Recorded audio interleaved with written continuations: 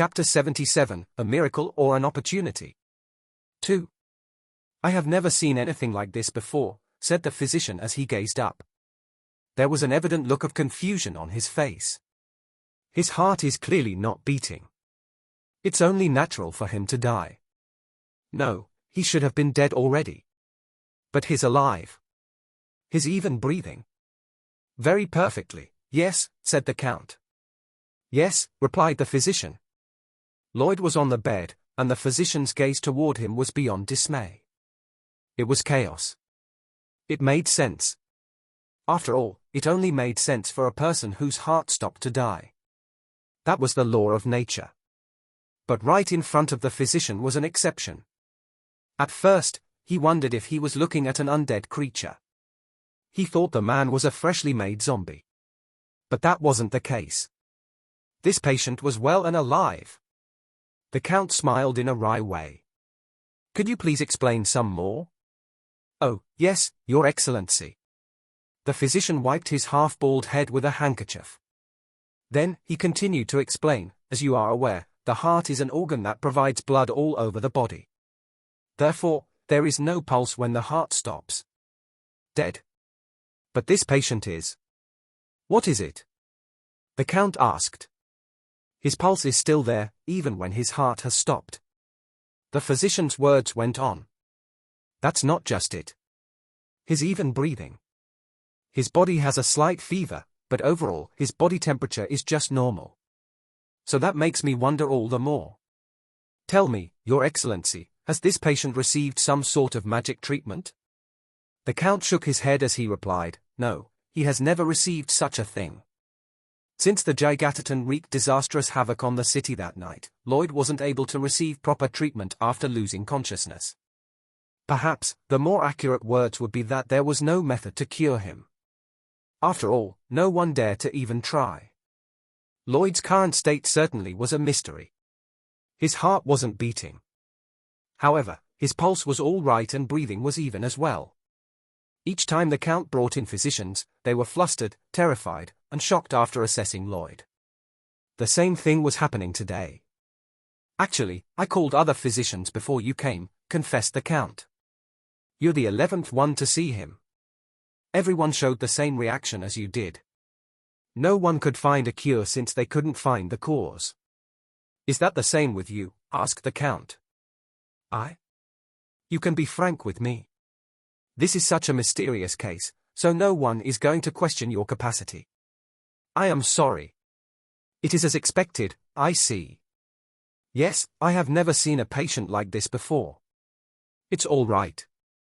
It must not have been easy to travel all the way here. Thank you for visiting. Go now. The butler will take care of your compensation and reward, said the Count. Yes. Please excuse me. With that, the 11th physician left the place without any fruit. The Count's face darkened. No one has found a way to wake him up. Lloyd Frontiera was lying on the sick bed. Count Cremo didn't want to lose him. The night of the disaster. The Count wanted to save Lloyd the more he thought back about his debt to his unconscious friend. Countless people are indebted to this young man. I, too, am indebted to him. If it weren't for him, I wonder if I'd be fine as I am now. He wouldn't have been fine had it not for Lloyd's determination. The sailboat he was on would have been attacked by the Gigataton. He would have lost his life along with his only daughter. The mere thought of it was awful. Shaking off the goosebumps, the Count moved his gaze and asked, "You not tired?" "I am fine, Your Excellency." The Count was gazing at the corner of the ward. There, the wordless silver-haired knight faintly shook his head. The Count's smile turned more bitter. "I know that you've not healed completely yet. I have enough strength to protect Master Lloyd." "How amazing!" "You exaggerate." In actuality, Javier was wearing a splint on his left arm. He wasn't fully healed from the injury the Gigataton gave him that night with its forearm. "I am perfectly fine as long as I can use my right arm." "But, you see, I think you have been staying up 4 straight days." "Insomnia is keeping me awake every night," replied Javier. "Is it the Sword Master syndrome?" Yes, it looks like it, Javier replied as he nodded. At first, he had no idea. But thanks to Lloyd, Javier learned somewhat about insomnia that he was having now. You are experiencing the syndrome at such a young age. How amazing. It is all because of my lord's generosity. Do you mean Baron Frontera? Yes, said Javier. I envy him. Should you want it, I can relay the message to my lord. No, don't. The Count waved his hands. What a close-minded fellow you are. The Baron would be terrified if you told him that. I am not the kind of person who covets someone's aid. Never do I wish to be misunderstood that way. But... The Count paused, his eyes meaningfully glimmering. However this incident gets concluded, it looks like you will be a bit busy. I'm not sure what you mean. His Majesty. The Count continued to talk. I am bounded by the duty to report this matter to His Majesty. That is because all the lands of this kingdom are under His grace. And so, I cannot omit the story of your people. Javier faintly nodded. It was obvious. Javier had prevented the Gigataton from getting into the city. And Lloyd finished the monster after. That was a fact they could never hide, even if they tried. His Majesty will show great interest in you. Anyway, what we can hope for right now is for him to wake up without any problems. His Majesty wouldn't want such a talent to never open his eyes again. The feeling is mutual, agreed Javier. Anyway, I have been ranting. I shall go now. I'll come here again at this time tomorrow with another physician. Yes, Your Excellency. If you're tired, have someone tell me. My knights can protect him just as well. Yes, Your Excellency.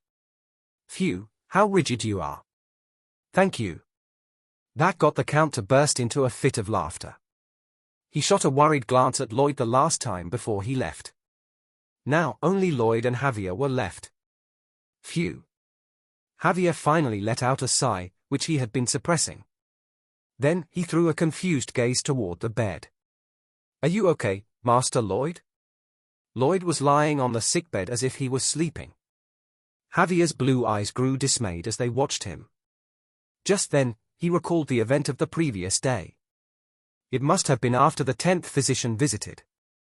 Like the others before him, he wasn't able to figure out what was going on with Lloyd. The mere sight of it frustrated Javier. And so, when he was left alone with Lloyd, Javier inspected Lloyd's state in secret. Unlike the physicians, he resorted to using his own mana method. What he found out from it completely shocked him. He has reached the triple circle stage. Javier could feel it as soon as he injected the mana. There were 3 circles wrapped around his heart. Lloyd had always remained at the double circle stage, but he had created another circle after passing out from fighting the Gigataton. There was something more that was shocking. The 3 circles are spinning at lightning speed. It was an unimaginable speed. The rotation speed was near the limit of the Azrahan core technique. Thanks to it, a powerful mana had completely enveloped Lloyd's heart. As such, Javier couldn't look into the circle. He could neither see how his heart was. There was no way for Javier to guess what was going on in there. His confusion didn't end there. The carcass of the Gigataton I'd seen 2 days ago was worse. Javier could clearly recall the gigantic carcass that had fallen off the coastal cliff. He had taken part of the investigation to examine the monster, so he got a vivid view of the fatal wound in its body. There was a giant hole in the weak spot of the monster, the area between carapaces 11 and 12, which Lloyd had mentioned. Javier knew right away as soon as he saw it. It was the mark of the mana blast. So, he was even more confused. The size and power of that mana blast was too different from what I'm familiar with. The size was alarming. The power was maddening. A torch and a candle. A cannon and a marble. That was how much of a difference there was between his mana blast and what he saw. The more he observed it, the more awe he felt. Whatever the case was, one thing was for sure. That out-of-this-world mana blast had been used by Lloyd.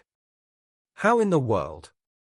Javier thought that there was some kind of connection between that massively powerful mana blast and Lloyd's current state. But there was no way for him to figure out the details. "What on earth did you do on that day, Master Lloyd?" Javier tossed a gaze that was filled with deep curiosity and worry. But Love didn't answer from the sick bed. The only response was his soft breathing. Javier continued to watch over Lloyd, and the winter sunlight streaming into the tranquil ward curved in silence. But of course, Javier was absolutely in the dark about something.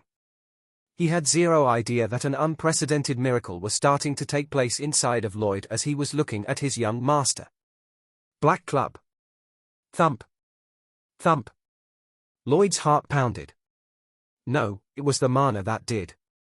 His heart had stopped. It was obvious.